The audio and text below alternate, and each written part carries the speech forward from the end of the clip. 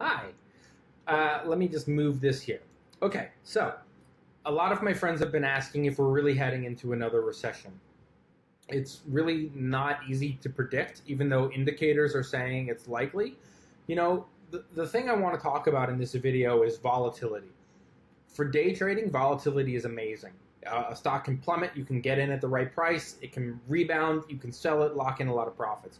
But volatility in Wall Street in general, especially for long-term investments, is really scary, especially for corporations, which we might hate, right? We might hate corporate America, but hey, what are these buttons? Whoa, a lot bigger. Maybe for this video back here. Okay, we might hate corporate America, but sorry, we might hate it, but we depend on it, right? They make the stuff we buy, they employ us, and these companies like stability. I know we think it's cool that Trump is like this tough talking, fuck everyone, burn it all down kind of guy, but it's really dangerous, especially for corporate America and for Wall Street. Whether you hate these things or not, too fucking bad. They're too important. Your job depends on them. Your products depend on them. Your groceries. Hate them or love them, you need them. And what Trump is doing, this volatility that he's causing by saying, we're going to tariff, never mind, no wait, we're gonna, never mind, is causing big spikes in volatility, as you can see right here in this chart, right here in the last few weeks. Volatility is not good because it makes companies afraid. A company likes to be able to plan out for the long term, right? They like to go, hey, 5 years from now, this is where we think we're going to be. If they can't do that because volatility is making them anxious, they're going to tighten their reins. It's the same thing that you would do as a family. If I was your boss and I came to you and said, hey, who knows, guys, who knows?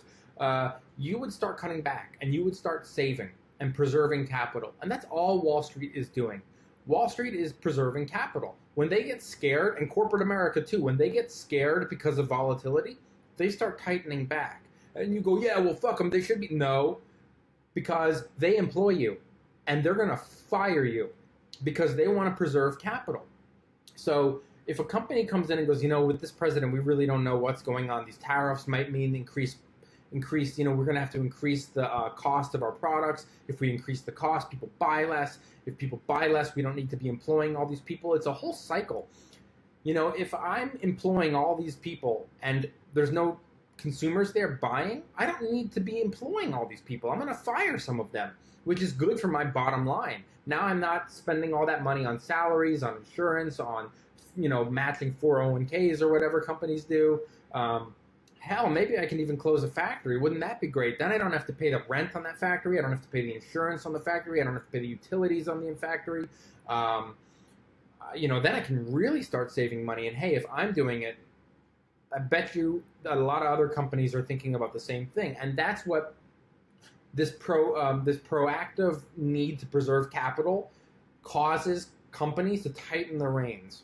And when one company does it, others will follow suit. And that will spur on a recession because now this company's firing 10,000, that company's firing 5,000, more layoffs coming, and that can spur on fear. And it's made only worse by a president who's so volatile and who's coming out going, yeah, we're going to do this. No, wait, wait. And, when you look at his businesses, his business model is screw everyone, I profit, I declare bankruptcy, and everyone else is left holding the bag. And that's kind of what's kind of happening here, right? He's running this country like he's run his businesses, which is to say, not well. And he's a con man. And what ends up happening, or could end up happening, is proactively companies can start panicking. My friends have all asked if they should start panicking. If they're heading into a recession, should we start preserving capital? Should I start selling my stocks? What should I do? And it's a lengthier answer than I can give in this video.